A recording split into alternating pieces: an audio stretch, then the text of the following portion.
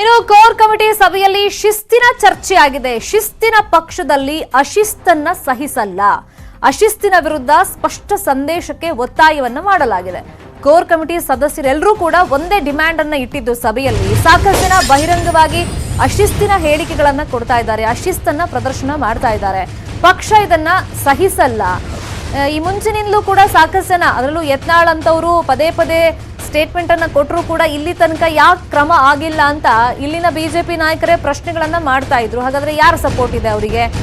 ಶಿಸ್ತಿನ ಪಕ್ಷ ಅಂತ ಬಿಜೆಪಿ ಹೇಳ್ಕೊಳ್ಳುತ್ತೆ, ಆದ್ರೆ ಇಷ್ಟೆಲ್ಲ ಅಶಿಸ್ತು ಪ್ರದರ್ಶನ ಮಾಡುವಾಗ ಯಾಕೆ ಕ್ರಮ ಆಗಿಲ್ಲ ಅಂತ ಕೋರ್ ಕಮಿಟಿ ಸದಸ್ಯರೆಲ್ಲರೂ ಈಗ ಒಂದೇ ಡಿಮ್ಯಾಂಡ್ ಅನ್ನ ಇಟ್ಟಿರೋದು, ಅಶಿಸ್ತಿನ ವಿರುದ್ಧ ಕಠಿಣ ಕ್ರಮ ಆಗಬೇಕು.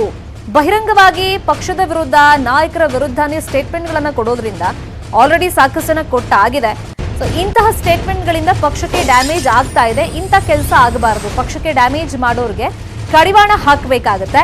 ಇನ್ನು ಪಕ್ಷದ ಸಂಪ್ರದಾಯ ತಪ್ಪೋದು ಬೇಡ, ಶಿಸ್ತಿನ ಪಕ್ಷದಲ್ಲಿ ಅಶಿಸ್ತು ಸಹಿಸಲ್ಲ ಅಂತ ಹೇಳಿ ಒಂದು ಸ್ಪಷ್ಟ ಸಂದೇಶ ಹೈಕಮಾಂಡ್ ಮಟ್ಟದಿಂದನೇ ಇಲ್ಲಿನ ನಾಯಕರಿಗೆ ರವಾನೆ ಆಗಬೇಕಾಗತ್ತೆ. ಇನ್ನು ಯಾರೆಲ್ಲ ಈ ತರ ಮಾತಾಡಿದ್ದಾರೆ ಅಂತವ್ರ ವಿರುದ್ಧ ಒಂದು ಕ್ರಮ ಆದ್ರೆ ಮುಂದೆ ಮಾತಾಡಕ್ ಹೊರಟಿರ್ತಾರಲ್ಲ ಅಂತವ್ರಿಗೂ ಕೂಡ ಒಂಥರ ಕಡಿವಾಣ ಹಾಕ್ದಂಗೆ ಆಗುತ್ತೆ. ಹಲವಾರು ಬಾರಿ ಇಂತಹ ಘಟನೆಗಳು ಆದಾಗ ಕ್ರಮ ಆಗಿದೆ. ಸಂಪ್ರದಾಯ ಮುರಿಬೇಡಿ ಅಂತ ಸದಾನಂದ ಗೌಡ ಸಲಹೆ ಕೊಟ್ಟಿದ್ದಾರೆ. ಪಕ್ಷ ಎಲ್ಲ ವಿಚಾರದಲ್ಲೂ ನಿಷ್ಠುರವಾಗಿ ಇರಬೇಕಾಗತ್ತೆ.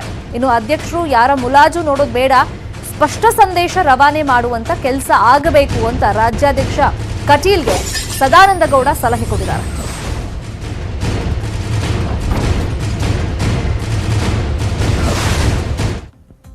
ಒಂದ್ ಕಡೆ ಶಿಸ್ತಿನ ಮಾತಾದ್ರೆ ಮತ್ತೊಂದ್ ಕಡೆ ನಾಯಕತ್ವದ್ದೇ ಮಾತು. ಅಂದ್ರೆ ಸಾಕಷ್ಟು ಗೊಂದಲ ಇದೆ. ಈಗ ಇದನ್ನ ಬಗೆಹರಿಸಬೇಕು ಅಂತ ಒಕ್ಕೊರಲ ಒತ್ತಾಯ ಆಗಿದೆ. ಕೋರ್ ಕಮಿಟಿ ಸಭೆಯಲ್ಲಿ ಹಲವರು ಈ ಅಭಿಪ್ರಾಯ ವ್ಯಕ್ತಪಡಿಸಿದ್ದಾರೆ.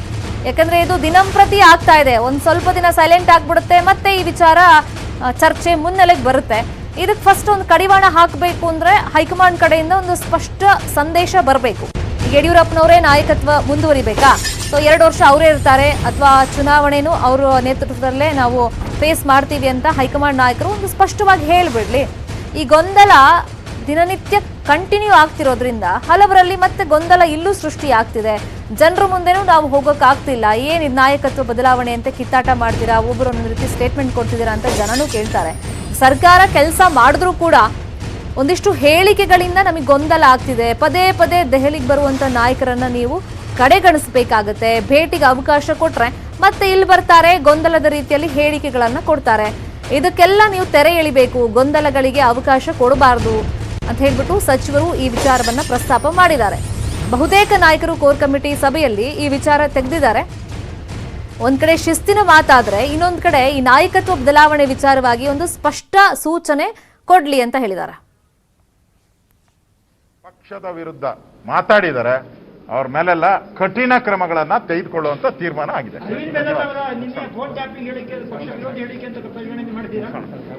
ಅದು ಪಾರ್ಟಿ ಗಮನಿಸ್ತಾ ಇದೆ.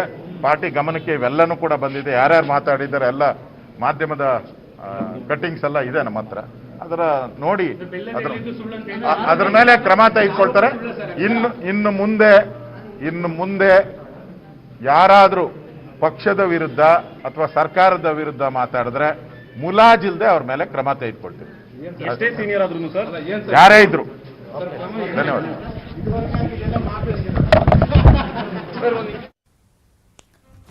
ಕೋರ್ ಕಮಿಟಿ ಸಭೆ ಆದ್ಮೇಲೆ ಅಶೋಕ್ ಅವರು ಕೂಡ ತಮ್ಮ ಮಾತುಗಳಲ್ಲಿ ಹೇಳಿದ್ರು, ಯಾರೇ ಪಕ್ಷ ವಿರೋಧಿ ಹೇಳಿಕೆಗಳನ್ನ ಕೊಡೋದು ಅಥವಾ ಈ ನಾಯಕತ್ವ ಬದಲಾವಣೆ ವಿಚಾರವಾಗಿ ಬಹಿರಂಗವಾಗಿ ಸ್ಟೇಟ್ಮೆಂಟ್ ಕೊಟ್ರೆ, ಅಶಿಸ್ತನ್ನ ಪ್ರದರ್ಶನ ಮಾಡಿದ್ರೆ ಅಂತವ್ರ ವಿರುದ್ಧ ಕಠಿಣ ಕ್ರಮ ಆಗುತ್ತೆ. ಅದು ಯಾರು ಬೇಕಾದ್ರೂ ಆಗಿರ್ಲಿ, ಎಂತ ಪೋಸ್ಟ್ ಅಲ್ಲಿ ಬೇಕಾದ್ರೂ ಇರ್ಲಿ ಅಂತ ಹೇಳಿದ್ರು. ಬಟ್ ಇಲ್ಲಿ ತನಕ ಯಾಕಾಗಿಲ್ಲ ಅಂತ ಬಿಜೆಪಿ ನಾಯಕರೇ ಒಳಗೆ ಚರ್ಚೆಯನ್ನ ಮಾಡಿದ್ದನ್ನ ನಾವು ಇಷ್ಟು ದಿನ ನೋಡಿದ್ವಿ. ಈಗ ಇಲ್ಲೇನೆಲ್ಲ ಆಗ್ತಿದೆ ಅಂತ ಅಭಿಪ್ರಾಯ ಸಂಗ್ರಹದ ಜೊತೆಗೆ ಯಾರ್ಯಾರು ಏನೇನು ಸ್ಟೇಟ್ಮೆಂಟ್ ಕೊಟ್ಟಿದ್ದಾರೆ ಎಲ್ಲ ಮಾಧ್ಯಮದಲ್ಲಿ ಪ್ರಸಾರ ಆಗಿರುವಂಥ ಕ್ಲಿಪ್ಪಿಂಗ್ಸ್ ಅನ್ನ ನಾವು ಕಲೆಕ್ಟ್ ಮಾಡಿ ಇಟ್ಕೊಂಡಿದ್ದೀವಿ. ಈಗ ಅರುಣ್ ಸಿಂಗೂ ಕೂಡ ಈ ಬಗ್ಗೆ ನಾವು ಮಾಹಿತಿ ಕೊಟ್ಟಿದ್ದೀವಿ, ಅವ್ರ ಗಮನಕ್ಕೂ ತಂದಿದ್ದೀವಿ. ಹಾಗಾಗಿ ಈಗ ಹೈಕಮಾಂಡ್ ನಿಂದ ಏನಾದರೂ ಸೂಚನೆ ಬರುತ್ತಾ ಅನ್ನೋದನ್ನ ವೇಟ್ ಮಾಡಿ ನೋಡ್ಬೇಕಾಗತ್ತೆ. ಒಂದು ನಾಯಕತ್ವ ಬದಲಾವಣೆ ವಿಚಾರವಾಗಿ ಒಂದು ಸ್ಪಷ್ಟತೆ ಬೇಕು ಅಂತ ಇವತ್ತಿನ ಕೋರ್ ಕಮಿಟಿಯಲ್ಲಿ ಮೀಟಿಂಗ್ ನಲ್ಲಿ ಎಲ್ಲ ನಾಯಕರು ಕೇಳಿರೋದು, ಒಕ್ಕೊರಲ ಆಗ್ರಹ ಮಾಡಿರೋದು. ಮತ್ತೊಂದು, ಈಗ ಶಿಸ್ತಿನ ಪಕ್ಷ ಅಂತ ಹೇಳ್ಕೊಂಡು ಬರ್ತಾ ಇದ್ದೀವಿ, ಆದ್ರೆ ಅಶಿಸ್ತು ನಮ್ಮ ಪಕ್ಷದಲ್ಲಿ ತಾರಕಕ್ಕೆ ಏರ್ಬಿಟ್ಟಿದೆ. ತುಂಬಾ ಜನ ನಾಯಕರು ಬಹಿರಂಗವಾಗಿ ಸ್ಟೇಟ್ಮೆಂಟ್ ಕೊಡೋದು ನೋಡಿ. ಈಗ ನಾವು ಜನಪರ ಯೋಜನೆ ಮಾಡಿದ್ರು ಕೂಡ ಈ ಹೇಳಿಕೆಗಳಿಂದ ಪಕ್ಷಕ್ಕೆ ಡ್ಯಾಮೇಜ್ ಆಗ್ತಿದೆ, ಜನರ ಮುಂದೆ ನಮಗೆ ಹೋಗಕ್ ಆಗ್ತಾ ಇಲ್ಲ, ಏನ್ ನಿಮ್ ಪಕ್ಷದಲ್ಲಿ ಈ ತರ ಕಿತ್ತಾಡ್ಕೊಳ್ತಿದ್ದಾರೆ, ನಾಯಕತ್ವ ಬದಲಾವಣೆ ಮಾಡಬೇಕು ಅಂತ ಕೇಳ್ತಾ ಇದ್ದಾರೆ ಅಂದಾಗ ನಮಗೊಂದು ಉತ್ತರ ಕೊಡೋಕ್ಕೂ ಆಗ್ತಿಲ್ಲ. ಹಾಗಾಗಿ ಕ್ರಮ ಆಗಬೇಕು ಅನ್ನೋ ಆಗ್ರಹ ಕೋರ್ ಕಮಿಟಿ ಮೀಟಿಂಗ್ ನಲ್ಲಿ ವ್ಯಕ್ತವಾಗಿದೆ.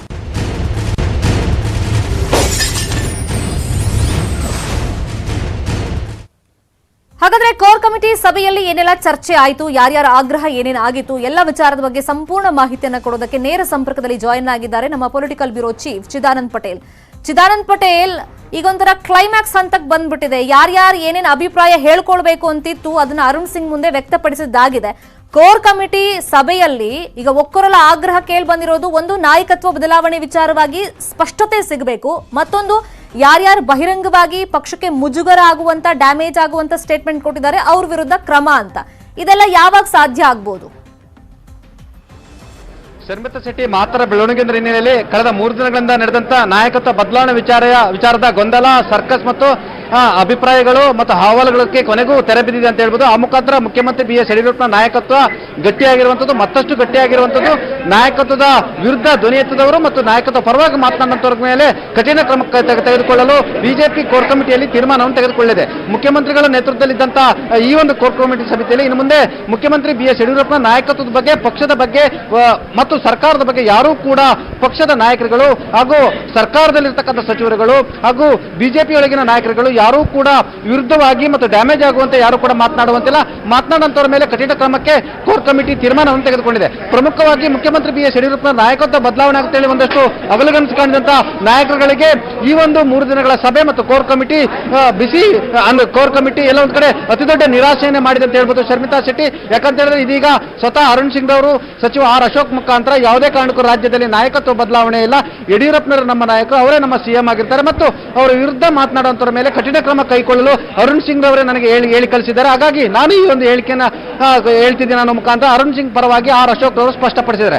ಆ ಮುಖಾಂತರ ಮುಖ್ಯಮಂತ್ರಿ ಬಿ ಎಸ್ ಯಡಿಯೂರಪ್ಪನ ನಾಯಕತ್ವ ಬದಲಾವಣೆ ಇಲ್ಲ ಅನ್ನೋದು ಸ್ಪಷ್ಟವಾಗಿರುವಂತದ್ದು ಮತ್ತು ನಾಯಕತ್ವದ ವಿರುದ್ಧ ದಂಗೆದ್ದವರು, ಬಂಡೆದ್ದವರು ಮತ್ತು ಹೈಕಮಾಂಡ್ ನಾಯಕರನ್ನ ಭೇಟಿ ಮಾಡಿದಂತವರಿಗೆ ಅತಿ ದೊಡ್ಡ ನಿರಾಸೆ ಆಗಿರುವಂತದ್ದು ಮತ್ತು ಎಲ್ಲ ಒಂದ್ ಕಡೆ ಯಡಿಯೂರಪ್ಪನವರ ನಾಯಕತ್ವ ಸೇಫ್ ಅನ್ನೋ ಮುಖಾಂತರ ಯಡಿಯೂರಪ್ಪನವರ ಶಕ್ತಿ ಮತ್ತಷ್ಟು ಏನು ಹಿಗ್ಗಿದೆ ಅಂತಲೇ ಹೇಳ್ಬೋದು ಶರ್ಮಿತಾ ಶೆಟ್ಟಿ. ಫೈನ್. ಅಂದ್ರೆ ಈ ಕೋರ್ ಕಮಿಟಿ ಮೀಟಿಂಗ್ ಆದ್ಮೇಲೆ ಯಡಿಯೂರಪ್ಪನವ್ರ ವಿಜುವಲ್ಸ್ ಕೂಡ ನಾವು ಪ್ಲೇ ಮಾಡ್ತಾ ಇದೀವಿ ಸ್ಕ್ರೀನ್ ಮೇಲೆ. ಸಹಜವಾಗಿ ನಾವು ನೋಡಿದಾಗ ಅವರು ಅಧಿಕಾರ ಸ್ವೀಕಾರ ಮಾಡಿದಾಗ ಅಥವಾ ಇಂಥದ್ದೊಂದೆಲ್ಲ ಸಕ್ಸಸ್ ಕಂಡಾಗ ವಿಕ್ಟ್ರಿ ಸಿಂಬಲ್ ತೋರಿಸಿದ್ದಾರೆ. ಬಹುಶಃ ಎಲ್ಲರ ಗಮನದಲ್ಲಿ ಇರುತ್ತೆ ಇದು. ಇವತ್ತು ಆ ವಿಕ್ಟ್ರಿ ಸಿಂಬಲ್ ತೋರಿಸಿರೋದ್ರಿಂದ ನೀವು ಹೇಳ್ದಂಗೆ ಸೇಫ್ ಹಾಗಾದ್ರೆ ಯಡಿಯೂರಪ್ಪನವರು? ಶರ್ಮಿತಾ ಶೆಟ್ಟಿ, ಅರುಣ್ ಸಿಂಗ್ ಅವರು ಎಲ್ಲ ಗೊಂದಲಕ್ಕೆ ತೆರೆ ಎಳೆದಿದ್ದಾರೆ. ಇವತ್ತು ಕೋರ್ ಕಮಿಟಿಯಲ್ಲಿ ಇರ್ತಕ್ಕಂಥ ಒಟ್ಟು ಕೋರ್ ಕಮಿಟಿಯಲ್ಲಿ 16 ಏನು ಸದಸ್ಯರಿದ್ರು. ಎಲ್ಲರೂ ಕೂಡ ತಮ್ಮದೇ ಆದ ದೊಡ್ಡ ದೊಡ್ಡ ಹುದ್ದೆಯಲ್ಲಿ ಇರ್ತಂಥವರು, ಸಚಿವರು, ಕೇಂದ್ರ ಸಚಿವರುಗಳು ಮತ್ತು ಸಂಘಟನಾ ಪ್ರಧಾನ ಕಾರ್ಯದರ್ಶಿಗಳು, ಬಿಜೆಪಿ ರಾಜ್ಯಾಧ್ಯಕ್ಷರುಗಳಿದ್ರು ಮತ್ತು ಪ್ರಮುಖ ಸಚಿವರುಗಳಿದ್ದಂಥವರು, 3 ಡಿಸಿಎಂಗಳಿದ್ದಂಥ ಸಭೆ. ಸ್ವತಃ ಮುಖ್ಯಮಂತ್ರಿಗಳು ಕೂಡ ವೇದಿಕೆಯಲ್ಲಿದ್ರು. ಉಸ್ತುವಾರಿ ಅರುಣ್ ಸಿಂಗ್ ಮತ್ತು ಪ್ರಭಾರಿ ಉಸ್ತುವಾರಿ ಡಿ.ಕೆ. ಅರುಣ ಸೇರಿದಂತೆ ಎಲ್ಲರೂ ಇದ್ದಂಥ ಸಭೆ. ಈ ಸಭೆಯಲ್ಲಿ ಅರುಣ್ ಸಿಂಗ್ ಅವರು ಸ್ಪಷ್ಟಪಡಿಸಿದ್ದಾರೆ, ಯಡಿಯೂರಪ್ಪನವರ ನಾಯಕತ್ವ ಬದಲಾವಣೆ ಇಲ್ಲ, ಹೈಕಮಾಂಡ್ ಯಾವುದೇ ಕಾರಣಕ್ಕೂ ಕೂಡ ನಾಯಕತ್ವ ಬದಲಾವಣೆಗೆ ಮನಸ್ಸು ಮಾಡಿಲ್ಲ. ಇದು ಹೈಕಮಾಂಡ್ ನಾವು ಹೇಳಿದಂತೆ ನಾನು ಇಲ್ಲಿ ನಿಮಗೆ ತಿಳಿಸ್ತಾ ಇದ್ದೇನೆ ಮತ್ತು ಹೈಕಮಾಂಡ್ ಕೂಡ ಮುಖ್ಯಮಂತ್ರಿ ಬಿ ಎಸ್ ಯಡಿಯೂರಪ್ಪನವರು ಮುಂದುವರಿಸುವಂತೆ ಸೂಚನೆ ಕೊಟ್ಟಿರುವಂತದ್ದು. ನಾಯಕತ್ವದ ಗೊಂದಲಕ್ಕೆ ಸಂಪೂರ್ಣವಾಗಿ ತೆರೆ ಎಳೆಯುವ ಮುಖಾಂತರ ನಾಯಕತ್ವ ವಿರುದ್ಧ ಮಾತನಾಡುವಂತವರು, ನಾಯಕತ್ವದ ಸಂಬಂಧಪಟ್ಟಾಗೆ ಯಾವುದೇ ರೀತಿಯ ಚರ್ಚೆ ಮಾಡುವಂತವರಿಗೆ ಮತ್ತು ನಾಯಕತ್ವ ಸಂಬಂಧಪಟ್ಟಾಗೆ ಬಹಿರಂಗವಾಗಿ ಮಾಧ್ಯಮಗಳಿಗೆ ಹೇಳಿಕೆ ಕೊಡುವಂತವರಿಗೆ, ಅಭಿಪ್ರಾಯವನ್ನ ಮಂಡಿಸುವಂತವರ ಮೇಲೆ ಕಠಿಣ ಕ್ರಮಕ್ಕೆ ಕೂಡ ಈ ಕೋರ್ ಕಮಿಟಿ ಸಭೆ ತೀರ್ಮಾನವನ್ನು ತೆಗೆದುಕೊಳ್ಳಾಯಿತು. ಅಂತವರ ಮೇಲೆ ಪಕ್ಷದ ಶಿಸ್ತು ಸಮಿತಿ ಅವರ ಮೇಲೆ ಶಿಸ್ತಿನ ಕ್ರಮ ಕೈಗೊಳ್ಳಬೇಕು. ಇನ್ನು ಮುಂದೆ ಪಕ್ಷ ಮತ್ತು ಸರ್ಕಾರದ ವಿರುದ್ಧ ಯಾರು ಕೂಡ ಮಾತನಾಡಬಾರದು. ಆ ಮುಖಾಂತರ ಬಿಜೆಪಿಯೊಳಗೆ ಒಂದು ಶಿಸ್ತನ್ನ ಕಂಟಿನ್ಯೂ ಮಾಡಬೇಕಂತೇಳಿ ಈ ಸಭೆಯಲ್ಲಿ ತೀರ್ಮಾನ ಮಾಡಲಾಯಿತು. ಈ ಮುಖಾಂತರ ಮುಖ್ಯಮಂತ್ರಿ ಬಿ ಎಸ್ ಯಡಿಯೂರಪ್ಪನವರಿಗೆ ಇದು ಅತಿ ದೊಡ್ಡ ಗೆಲುವು ಅಂತ ಹೇಳಲಾಗ್ತದೆ. ಯಾಕಂತ ಹೇಳಿದ್ರೆ ಕಳೆದ 3 ದಿನಗಳಿಂದಲೂ ಕೂಡ ಮುಖ್ಯಮಂತ್ರಿಯ ನಾಯಕತ್ವ ಸಂಬಂಧಪಟ್ಟಾಗ ಚರ್ಚೆ ನಡೀತಾ ಇತ್ತು ಮತ್ತು ನಾಯಕತ್ವ ಬದಲಾವಣೆ ಸಂಬಂಧಪಟ್ಟಾಗ ಚರ್ಚೆ ನಡೀತಾ ಇತ್ತು. ಒಟ್ಟಾರೆ ನಾಯಕತ್ವ ಅಧಿಕಾರ ಏನಿರುತ್ತೆ, ಅಧಿಕಾರದಲ್ಲಿ ಮುಂದುವರಿತಾರ ಇಲ್ಲ ಎಂಬ ಅನುಮಾನ ಕೂಡ ಬಹಳಷ್ಟು ಕಾಡ್ತಾ ಇತ್ತು. ಬಹಳಷ್ಟು ಸರ್ಕಸ್ಗಳು